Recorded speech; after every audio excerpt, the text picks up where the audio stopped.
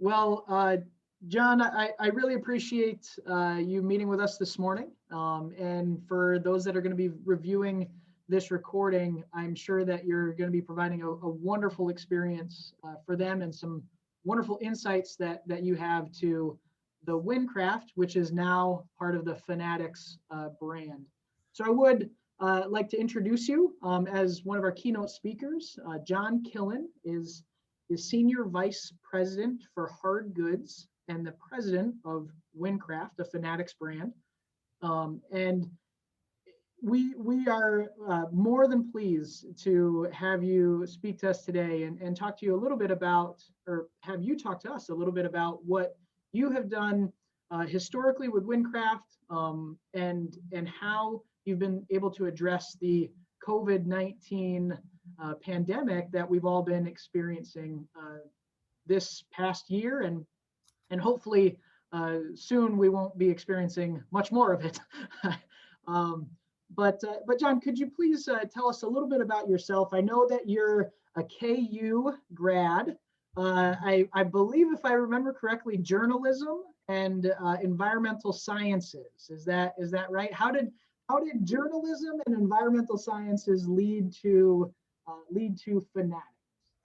It's textbook, how things work, right? Sure. I'm getting feedback. Are you getting feedback? I'm not. Hello, check. Yeah. Great question. And, environmental journalism and environmental studies is perfect to be a CEO and president of a company. Makes all the sense in the world. Just not a sports company based in Minnesota. It's funny how things work out. I'm 58 years old, and I grew up in Owatonna, Minnesota. And I did attend the University of Kansas, but I grew up on a farm, and I bring that up now because I think that's important when we talk about who am I and how did I get to where I am. Like so many students at St. Mary's, I think they come from all different walks of life, but I know that, and we have a great relationship, Zach, with you and your people there. There's no magic recipe for things, but one thing about growing up on a farm in southern Minnesota is I learned a work ethic, and I learned how to do things in a quality way. And I think that's very transferable across a number of different things. So yes, I grew up in Owatonna, had a great childhood, but then went to the University of Kansas and graduated from there in 1985 with a degree in journalism. The major was advertising, which today would be called mass communications, and a minor in environmental studies. I wanted to be an outdoor writer. I wanted to be a writer like for Ducks Unlimited or some conservation organization. But I realized pretty quickly that those weren't good careers, and that they maybe were more difficult, and maybe also didn't have the economic benefit of being a successful business person. So after the University of Kansas, I interviewed with a lot of different companies. IBM, at that time, there was a company called Deluxe Check Printers. We used to write checks back in the day before ATMs. Carnation, Procter & Gamble, and then this company called Windcraft. And Windcraft at the time was a small entrepreneurial company based in Winona, Minnesota, doing about $10 million in revenue.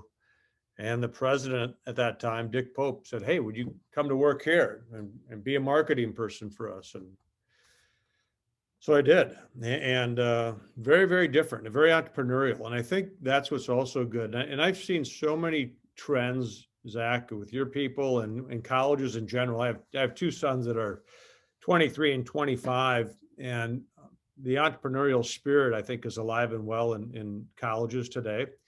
And that's what I saw here at Windcraft 36 years ago. So I'm kind of dating myself just a little bit. But that's how I got here to Windcraft.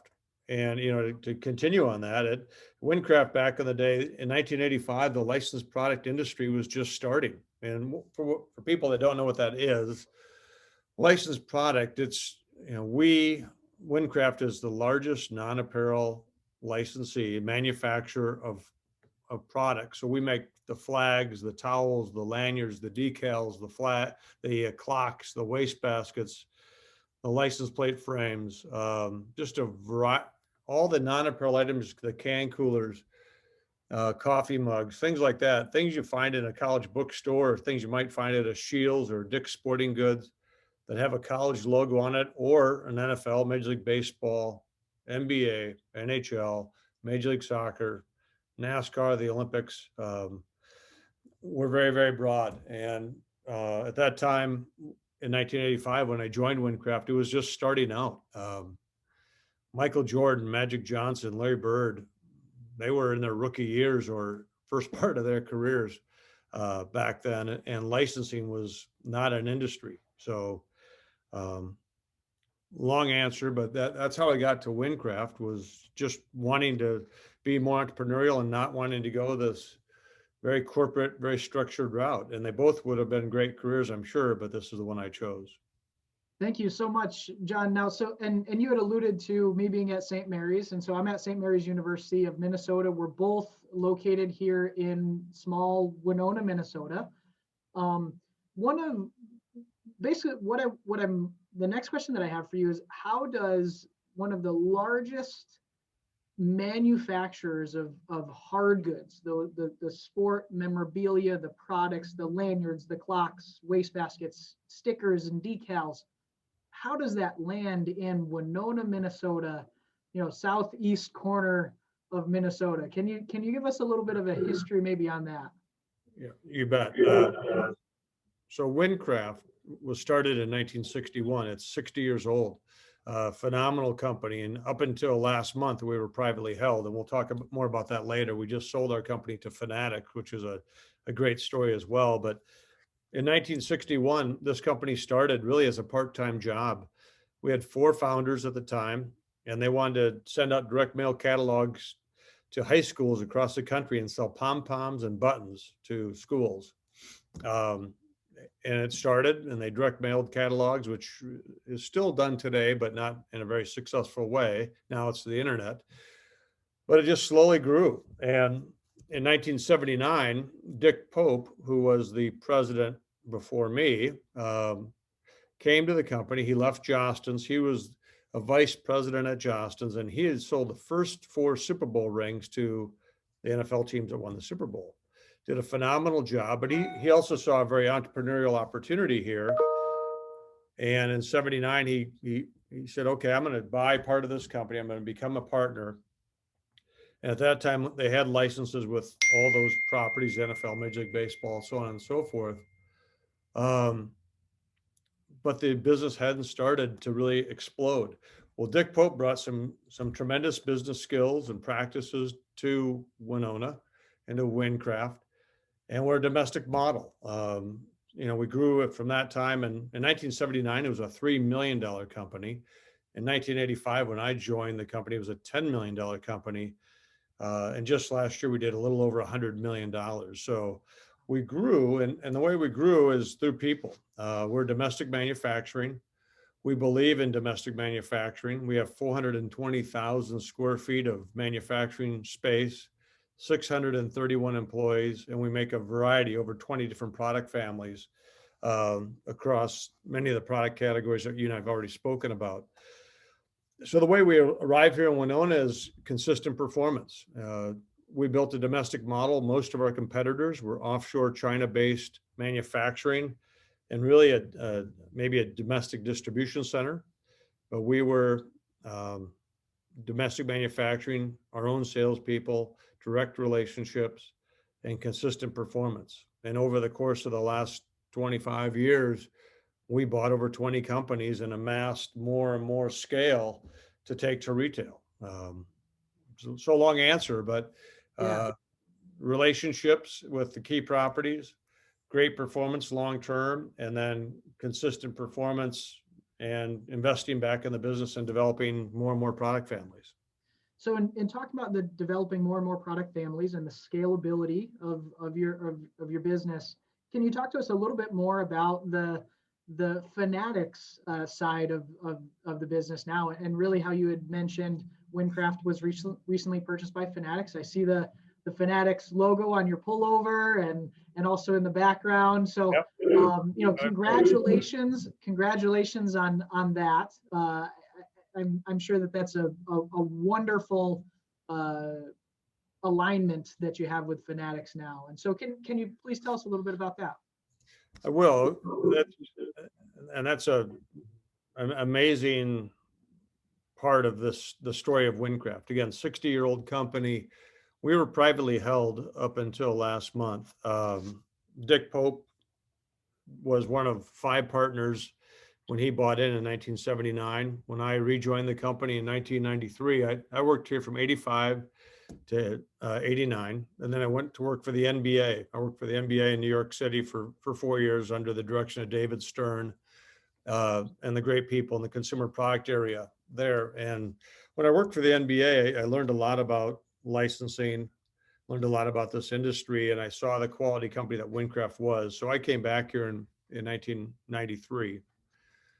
And over the course of the last 27 years, Dick and I grew the business.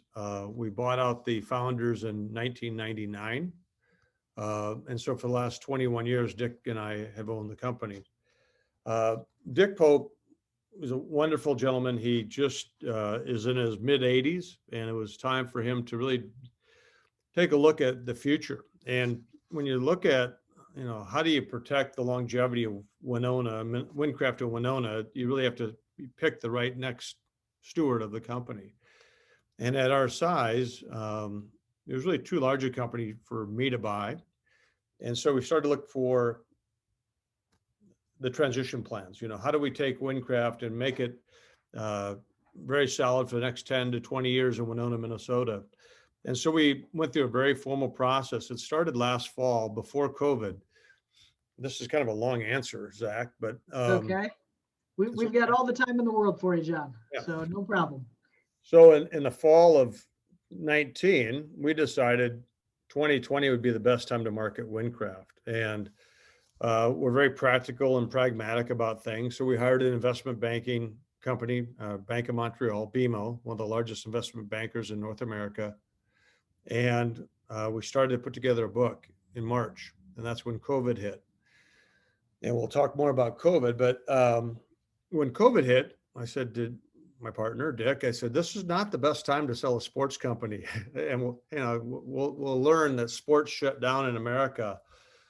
And we never said we were going to sell it because we had to, but we wanted to sell it because it was the right thing to do. And so the buyer would have to understand the business and have to understand the industry. And Fanatics does both those things. But for the people that are listening to this presentation, when you go to sell a company and you put together what's called a SIP, a confidential information presentation, and you present it to Wall Street, you get really 2 types of buyers. You get a financial buyer, which is typically private equity, or you get a strategic buyer, which they want to leverage the assets of your company for the benefit of their strategic needs. And typically they're either customers or competitors. Didn't take us long to understand that a financial buyer was not the right buyer for Windcraft. A financial buyer was very interested in coming in, very sexy and attractive to look at all these logos behind me and to think that, okay, we're buying the largest hard goods supplier for all these great properties, the NFL and 700 colleges. But what they would do is they'd come in and within 3 to 5 years, they'd want to sell the company again. They'd clean it up, make it look more profitable, sell it in 3 to 5 years, another 3 to 5 years, sell it again. And it becomes a never-ending snowball effect of selling Windcraft.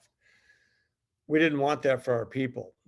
We've been through enough acquisitions where we know that acquisitions can be disruptive and that they can also be difficult for employees and also for customers. So we started to look at strategic buyers, and most of the strategic buyers we looked at were customers. And we'll talk more about that. Fanatics is a phenomenal company and a great success story. I'd like everyone to write down Michael Rubin's name. Michael Rubin. He's the chairman and founder of Kinetic and also Fanatics. And he's done nothing short of amazing things in his career. But about 12 years ago, he had sold a company called GSI which we also sold. GSI was global. GSI was a global sourcing company that had websites. He sold it to eBay, but eBay didn't want the sports side of it. They wanted all the other aspects, all the other consumer brands. And so Michael bought back. He sold it to eBay for 2.4 billion with a B, and he bought back the sports for 350 million, and that was about 10 years ago or so. That 350 million is now doing $3.2 billion in sales. So Michael's done a great job in growing and scaling Fanatics as we know it today. Fanatics has been our second largest customer for over 10 years. They are the number one retailer of sports merchandise globally. They own all the websites for the league. So NFL Shop, Major League Baseball Shop, and you take it through all the different professional leagues. They're the Olympic site, the Kentucky Derby site. They have several hundred colleges under contract. So they are the disruptor. They are the innovator in e-commerce. They're changing and shifting from brick and mortar to e-commerce. They're very much the category leader in sports. And so when they found out that we were interested in potentially finding a new home for Windcraft long-term, they stepped up and said, we want to be the next owner of Windcraft. And that was in June. And we started the process in March. And from June until October, we went through a series of presentations with all interested parties. We really narrowed it down to about 5 companies after starting with only 12, a very limited, narrow audience. But it became very clear that Fanatics was the right future owner. They have the right assets. They're aligned with us. We're their 7th largest supplier. They're our 2nd largest customer, and they know us very well, and we know them very well. So it just made sense. It's very industry changing for us as a privately held company after 60 years to sell to the most dynamic and largest company in the industry. It says a lot about Windcraft. It says a lot about our potential in the future. And it hasn't even been, tomorrow it's 1 month. And I got to tell you, it's been a rocket ship of a ride already. And we're extremely excited about what we see on the horizon. So from the beginning, it was pedal to the metal, right? From the beginning, which is really great to hear. Now you had mentioned that Fanatics and the alignment that you have with them and whatnot, which is great because they have been a disruptor in the sport industry, which is a great thing. Creative destruction is a great thing. Yes. Talking about disruptive and kind of destruction, COVID-19, right? So can you talk a little bit about maybe licensing in general and how sport licensing has really been affected by COVID-19? I sure can. And just, I think I like the word disruptive more than destructive, by the way. Sure. Yes. Disruptive is good because it's change. Destruction, but I understand your comment. Yes. There's some neat things, Zach, and if you like, I'll share them with you too. Some neat charts, but rewind up until March. Rewind back to March 1st of 2020. Our business was up 31% over 2019. The business was going great. There were maybe some slight headlines that there was some virus coming in from China, but no one knew what it was. The sports industry was having the best year in the history of the industry. And if you look, March 12th, this is the sheet I'll send you, but March 12th, the Final Four is canceled. March 12th, Major League Baseball cancels their season, postpones their opening day. NHL on March 12th postpones the balance of their season. March 10th, the NBA calls off their postseason. March 13th, NASCAR stops, and March 12th, Major League Soccer. So in the course of 3 days, sports stopped in America. Most colleges sent students home. the world stopped. In the sports world, our industry was at 31% over the previous year, and we dropped 98% of our revenue. We lost 98% of our revenue by April 1st. We went from an all-time high to zero revenue. And talk about career decisions and career opportunities of learning. No one teaches you how to deal with a pandemic in business school or in college. So our governor in the state of Minnesota and also the governor in Wisconsin, we're right on the border. Half of our employees are Wisconsin employees. And then we also have locations in Florida and Iowa. All of the states, well, Wisconsin did a shelter in place, Minnesota did a shelter in place, and Florida did a shelter in place. And we went from 631 employees because of COVID down to 31 employees in one day. We had to furlough on March 27th, 600 employees. And I had never done that before in my career. And ironically, we had to do it all via Zoom because of COVID. You know, no one knew what COVID was. We all thought it was going to be over in 2 weeks or something like that. But it was devastating. And again, we're a domestic manufacturer. We're an employer of 600 plus people, and we have customers. And you know, people need jobs. People need revenue. People need money flowing in so they can buy groceries and put gas in their car. But they were, you know, quickly regulated to stay home. But we built a plan, and so COVID right away knocked the wind out of our sails and left us, you know, pretty much high and dry on April 1st. Now, talking about rebounding a little bit from COVID, can you also talk to us maybe a little bit about how COVID-19 and all of the repercussions that have come from that have affected your business operations, maybe given you a different perspective on how to move forward in manufacturing or distribution?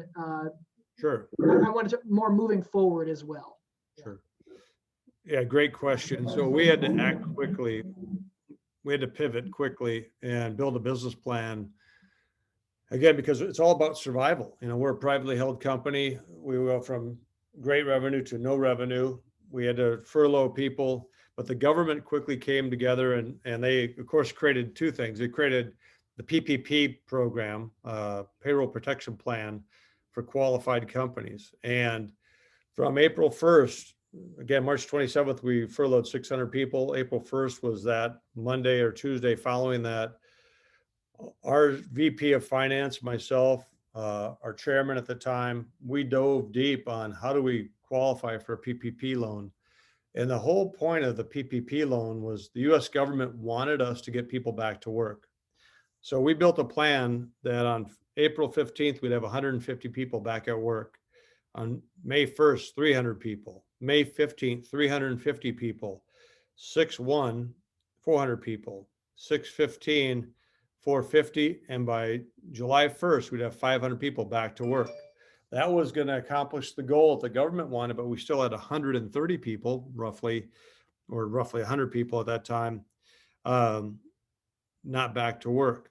We built that first and foremost, and right away, Zach, we had to look at social distancing. We had to look at protective face coverings, hand washing, of course, all the education around hand sanitizer. And we had to take safety. It's always been number one, but now it's became extremely sensitive because people can die of COVID, of course, and everyone was scared. People were paranoid. People were afraid to come to work. And so we enacted a couple really cool strategies with our payroll protection plan.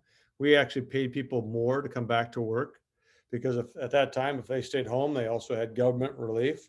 We covered the government relief and also paid them 10% more to return to work. So it was very attractive to come back to Windcraft. I don't know of any other companies that did that. I know other companies that paid them their old wage, but we paid them their old wage plus unemployment plus 10%.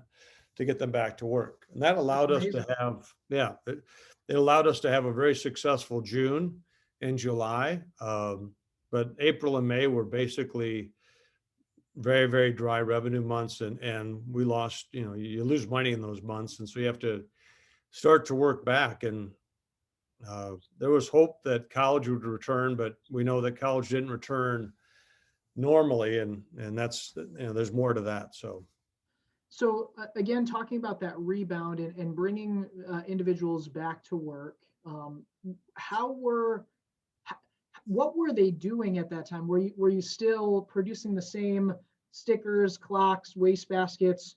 I know that your product assortment changed slightly. So can you talk a little bit about how COVID-19 has influenced your product assortment, and what are you seeing for those types of trends?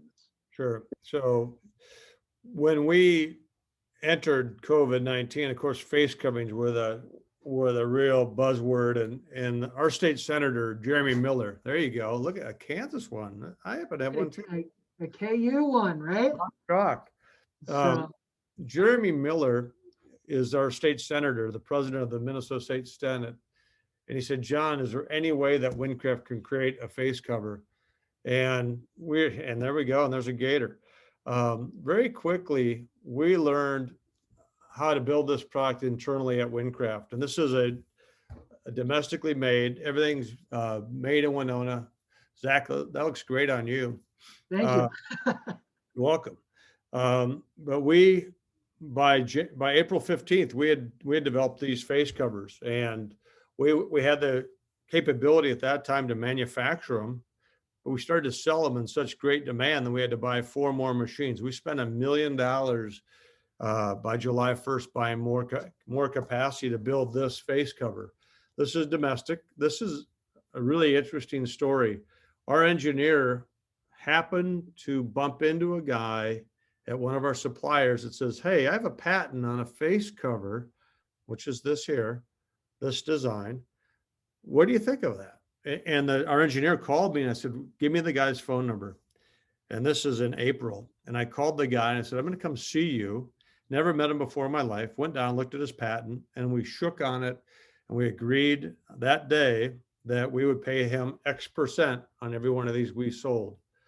And he didn't know us from Adam. He didn't know what Windcraft was. He's located in Wisconsin, but he believed the story and he believed with what we presented him. And in the course of the next, I guess, 6 months, we sold over $8 million worth of these covers and paid him a very handsome royalty for his patent. We bought the patent from him. But I think that shows the need from an executive level to think on your feet and take risks. There wasn't much of a financial risk, but there was a commitment to pay him X% for this face cover, spend millions of dollars on more capacity to make the product, and then have a great distribution network in place. But we've done over $8 million in sales of this face cover. You have on our gator there, which is probably going to have a longer life. This product probably is going to last another year, but gators seem to have more runway in front of them. But these became about 23% of our revenue in the course of the 2019 year. Very profitable, but it kept people working. We had to, you asked what else we did. We do a lot of Gatorade towels. We do a lot of things for colleges, back to school, flags, lanyards, things like that. That was very important. I think what happened in America, though, is students returned to campus, but then soon found out that it wasn't going to be the same. And I know many students maybe spent half their time Zooming or not in the classroom. And hopefully that'll get back to normal in the fall of 21. Sure. Now, the fan wraps or the gaiters that you call, or the fan masks, right? They come in a number of different sizes. I've got a couple that are here right in front of me. We've got the individual size, again, always a KU, right? We've got the 3-pack, right? So Yep. these are the different designs that I have anyway.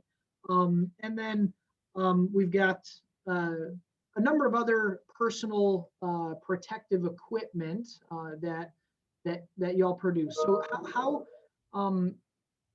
in evaluating the COVID-19 pandemic and the battle that we're going through with this, how did you come up with or evaluate the different types of personal protective equipment that you all decided to produce?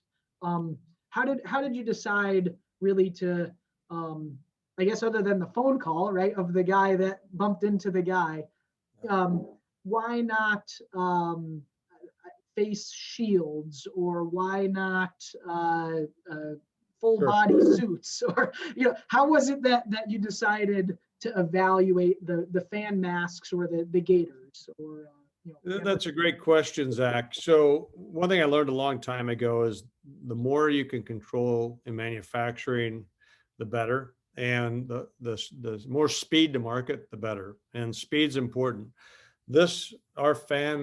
Our face covering, this KU thing that we have that folds over, is one piece of material, and it's designed, printed, cut, and packaged uh, with really very few people involved. It's almost all automated. We have the one pack, which has a retail of $8, and then a 3-pack that has a retail of $20.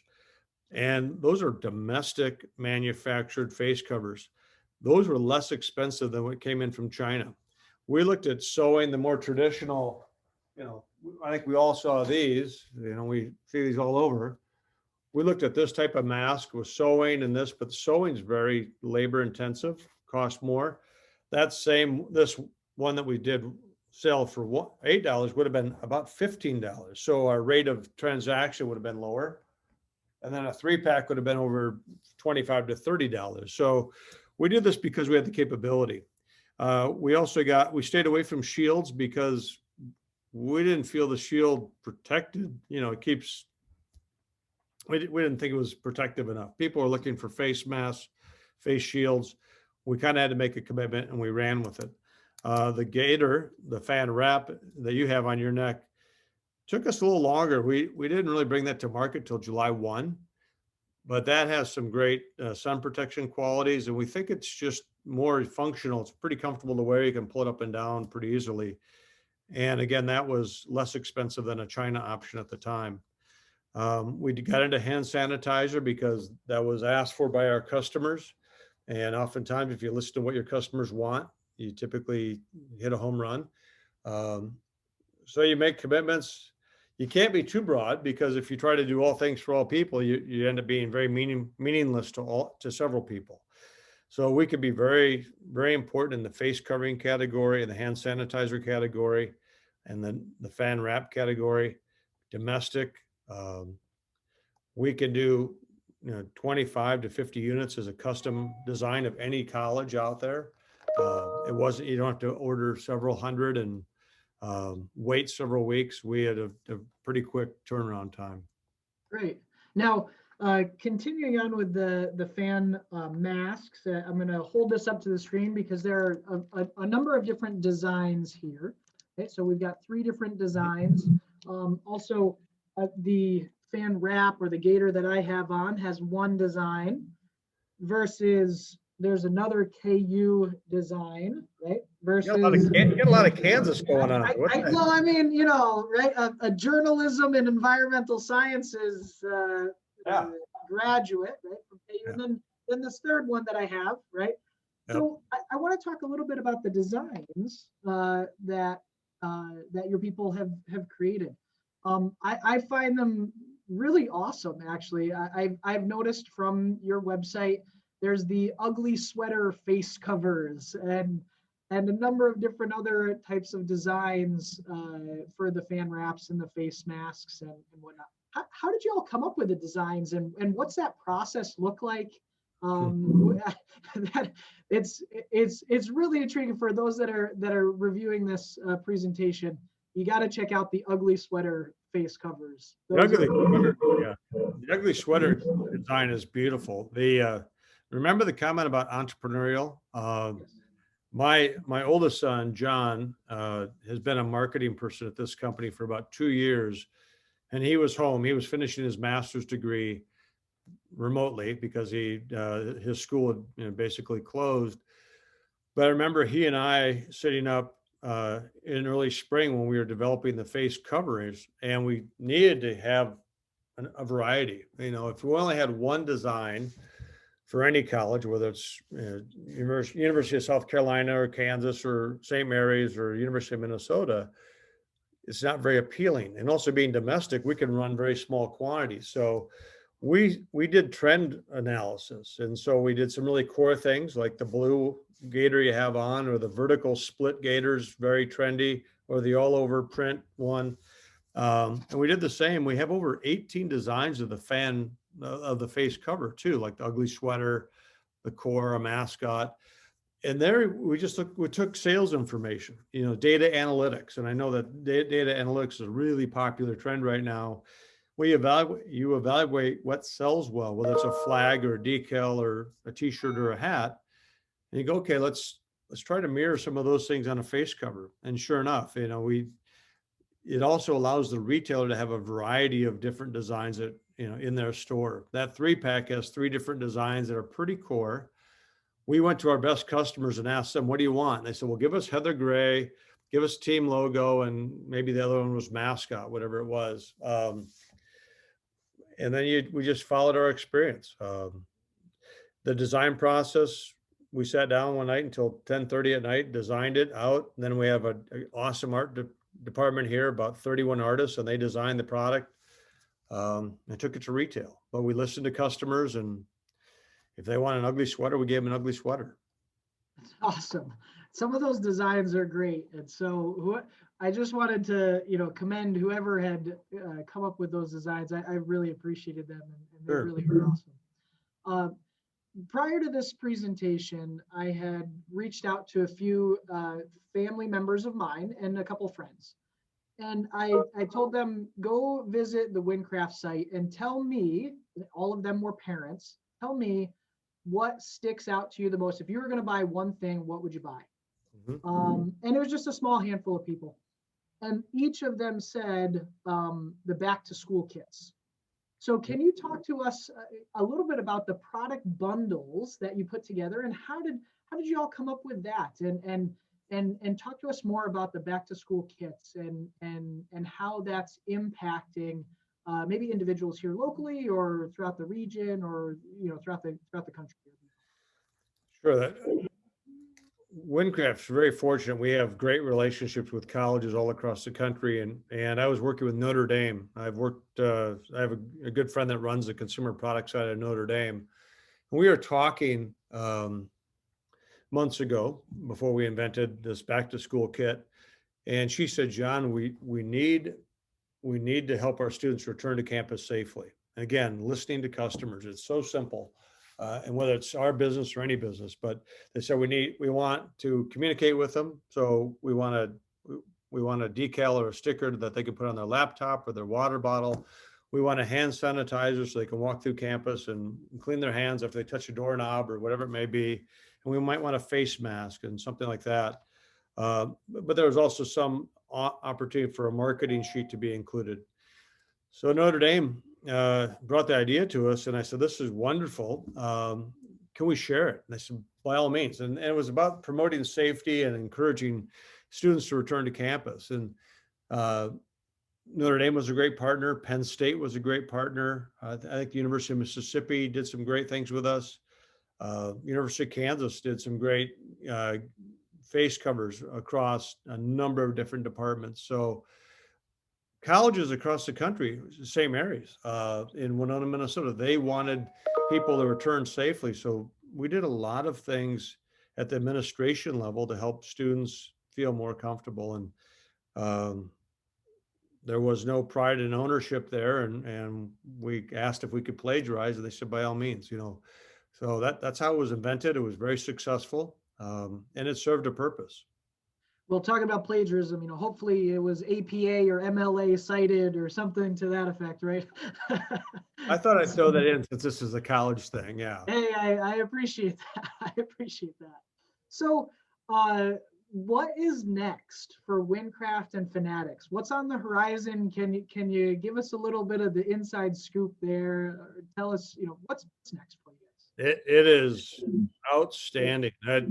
I could not be more excited about this. And I meant to share with you, and I can after this, but the management team of this company Kinetic is Michael Rubin is the chair, and the vice chair is a guy by the name of Mike Kahn.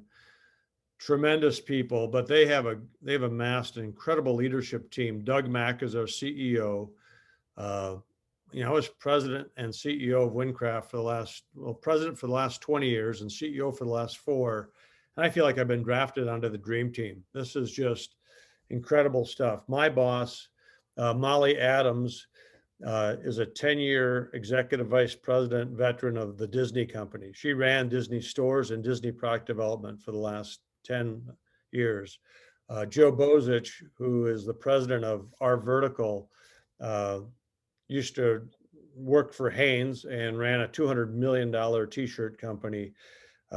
My counterpart that runs our headwear division, Scott Schuler, is based in Oklahoma, and they were the #1 headwear provider in college, and they're now owned by Fanatics. So what's on the horizon? Windcraft is now the center of excellence for hard goods for Fanatics. I'm the senior vice president globally for Fanatics to help grow non-apparel. You may have seen it. I think it was December 23rd. Barnes & Noble sold 770 stores to Lids. And Lids is a joint venture with Fanatics and a private equity group. And we will be running 770 college bookstores across the country as Fanatics, and also the e-commerce side of it. So websites and all that goes with it. Michael Rubin is a very disruptive in a good way and transformational in helping people buy product where they want to buy it. He told me a story, I think it was 7 or 8 years ago. They had their first Final Four, and there was a first mobile opportunity. And I think they had, these mobile phones, these smartphones. I think they had a guy working in his kitchen at home, and they got like 3% of their orders via mobile phones 8 years ago. Well, last 2019 would have been the last year we had a Final Four. 80% of the business came in over mobile phones, mobile apps.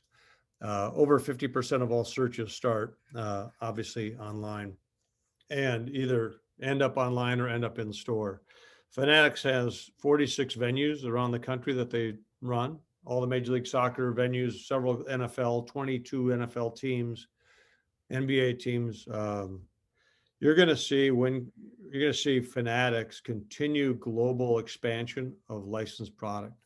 They're going to make it easier to buy licensed product anytime and anywhere a fan wants to buy it, and they're going to make it very personal. It's a great business. You'll see a lot of investments in acquisitions. You'll probably see Fanatics go public in the next 18 months. And, just watch Squawk Box, Google Michael Rubin. You'll see a great track record for a gentleman that just really knows how to grow a business. John, thank you so much. I really appreciate it. And everyone that is going to be watching this at a later point is also really appreciates your comments and your incredibly insightful information that you shared with us today. We greatly appreciate your time, and thank you. Thank you so much. We really appreciate this. Well, Zach, you're welcome. You're welcome. And anyone in the audience, if they want to reach out to me at John Killen, I think it's jkillen@windcraft.com. We're happy to help. Go to Fanatics website. We believe in college advancement and college education, with being involved from a community standpoint. Zach, we appreciate all you do for us, and thank you for your time today too. Thank you so much. Thank you very much. We'll see you soon. All right, thanks. Bye-bye.